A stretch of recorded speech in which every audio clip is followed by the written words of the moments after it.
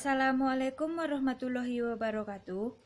Baiklah, kami dari kelompok 5 Pendidikan Kewarganegaraan akan mempresentasikan hasil diskusi kami. Sebelumnya, kami akan memperkenalkan anggota kami terlebih dahulu. Yang pertama ada Muhammad Rahut Chan, yang kedua ada Muhammad Farhan Aswandi, yang ketiga ada Mutia Fadilah, yang keempat ada Niskia Arwisni Devi, yang kelima ada Nunung Nurhayati, dan yang keenam ada Olga Fedrika. Baiklah, kami akan mempresentasikan hasil diskusi kami yang berjudul Harmoni Kewajiban dan Hak Negara dan Warga Negara dalam Demokrasi yang bersumber pada kedaulatan rakyat dan musyawarah untuk mufakat. Baiklah, materi pertama akan disampaikan oleh Muhammad Rahul Chan. Teori tentang materi kelompok kami. A. Konsep dan urgensi harmoni kewajiban dan hak negara dan warga negara. Apa yang dimaksud dengan hak dan kewajiban itu? Kewajiban adalah sesuatu yang tidak dapat dipisahkan. Sedangkan hak adalah kuasa untuk menerima atau melakukan sesuatu yang semestinya diterima atau dilakukan oleh pihak tertentu. Mungkin hanya itu yang dapat saya sampaikan. Warahmatullahi wabarakatuh. Baiklah, saya akan menjelaskan alasan mengapa diperlukan harmoni kewajiban dan hak negara dan warga negara Indonesia. Hak dan kewajiban merupakan sesuatu yang tidak dapat dipisahkan. Akan tetapi menjadi pertentangan karena hak dan kewajiban tidak seimbang, bahwa setiap warga negara memiliki hak dan kewajiban untuk mendapatkan penghidupan yang layak, tetapi akan kenyataan banyak warga negara yang belum merasakan kesejahteraan dalam menjalani kehidupannya. Semua itu terjadi karena pemerintahan dan para pejabat tinggi lebih banyak mendahulukan hak dari kewajibannya masing-masing. Baiklah, itulah jawaban dari saya. Sekian, terima kasih. Assalamualaikum warahmatullahi wabarakatuh. Baiklah, saya akan menjelaskan sumber historis, sosiologis, politik tentang harmoni kewajiban dan hak negara dan warga negara. Yang pertama, ada sumber historis.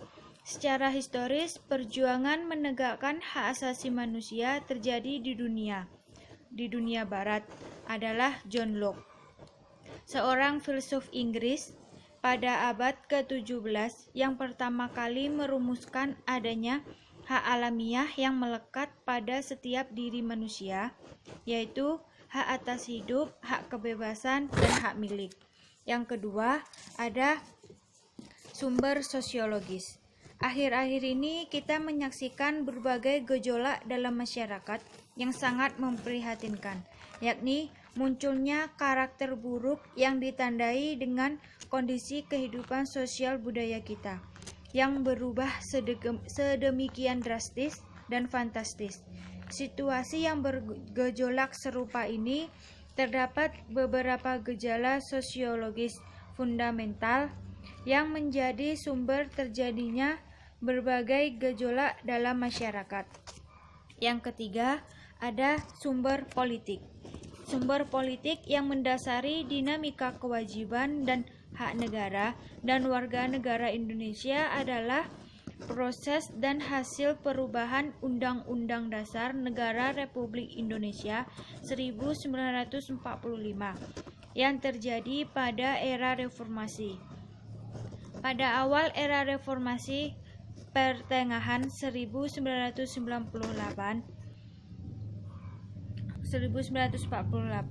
muncul berbagai tuntutan reformasi di masyarakat.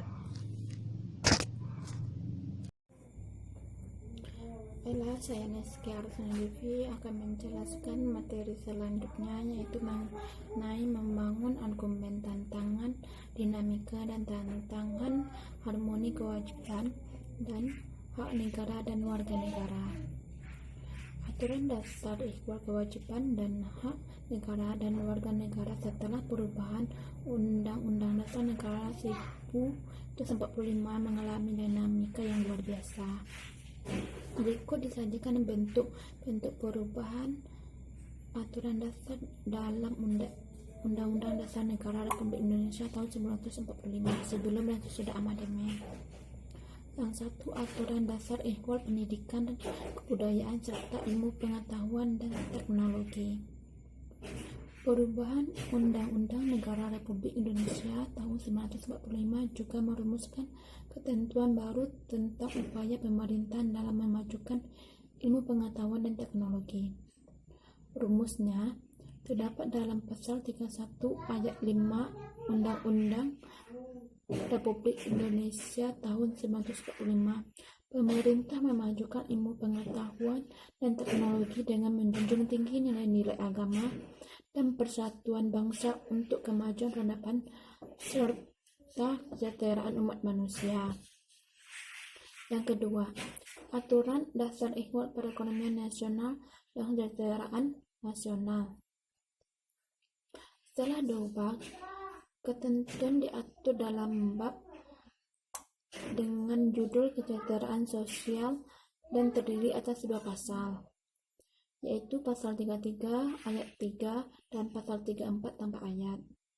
Setelah perubahan UUD 1945, judul bab berubah menjadi perekonomian nasional dan kesejahteraan nasional. Terdiri atas 2 pasal, yaitu pasal 33 ayat 5 dan pasal 34. Adapun ketentuan baru yang tercantum dalam pasal 33 ayat 4 UUD Negara Republik Indonesia tahun 1945 menegaskan tentang prinsip-prinsip perekonomian nasional yang perlu dicantumkan guna melengkapi ketentuan dalam pasal-pasal 33 ayat 1, ayat 2 dan ayat 3 UUD 1945. Kita bisa bicarakan terlebih dahulu mengenai ketentuan mengenai perekonomian nasional yang sudah ada sebelumnya Undang-Undang 1945. Yang ketiga, aturan dasar ihwal usaha pertahanan dan keamanan negara.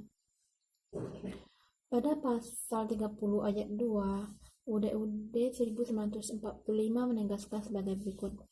Usaha pertahanan dan keamanan negara dilaksanakan melalui sistem pertahanan dan keamanan rakyat semesta oleh Tentara Nasional Indonesia dan Kepolisian Negara Republik Indonesia sebagai komponen utama dan rakyat sebagai kekuatan pendukung.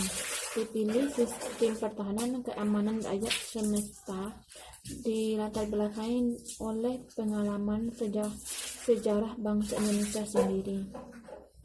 Yang ketiga, aturan dasar ihwal hak dan kewajiban atas manusia. Penghormatan terhadap hak asasi manusia pasca amandemen UUD 1945 mengalami dinamika yang luar biasa. Jika sebelumnya perihal hak dasar warga negara yang diatur dalam Undang-Undang Negara Republik Indonesia tahun 1945 hanya berkekuatan pada pasal 27, 28, 29, 30, 31, 32, 33, 34 setelah amandemen keempat UUD Negara Republik Indonesia tahun 1945, aturan dasar mengenai hal tersebut diatur tersendiri di bawah judul HAM. Di samping mengatur perihal hak asasi manusia, diatur juga ihwal kewajiban. Pada kesempatan kali ini, saya akan mencoba menjelaskan tentang materi, mendeskripsikan esensi dan urgensi harmoni kewajiban dan hak negara dan warga negara. Esensi dan urgensi harmoni kewajiban dan hak negara dan warga negara dapat dipahami dan menggunakan pendekatan kebutuhan warga negara yang meliputi 1. Agama. Bangsa Indonesia dikenal sebagai bangsa yang religius.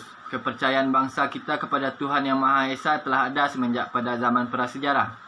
Sebelum datangnya pengaruh agama-agama besar ke tanah air kita, karena itu dalam perkembangannya, bangsa kita mudah menerima penyebaran agama-agama besar itu. Rakyat bangsa kita menganut sebagai agama berdasarkan kitab suci yang diyakininya.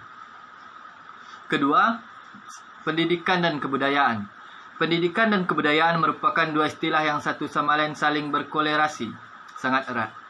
Pendidikan adalah salah satu bentuk upaya pembudayaan. Melalui proses pendidikan, kebudayaan bukan saja ditransformasikan dari generasi tua ke generasi muda, melainkan dikembangkan sehingga mencapai derajat tertinggi kebudayaan peradaban.